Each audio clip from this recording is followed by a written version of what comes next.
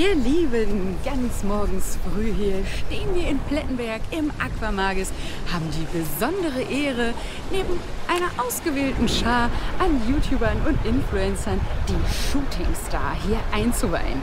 Ich bin total aufgeregt, ein bisschen Bammel habe ich, geht schon steil nach unten, aber man sieht es im ersten Moment gar nicht so, was da auf einen zukommt.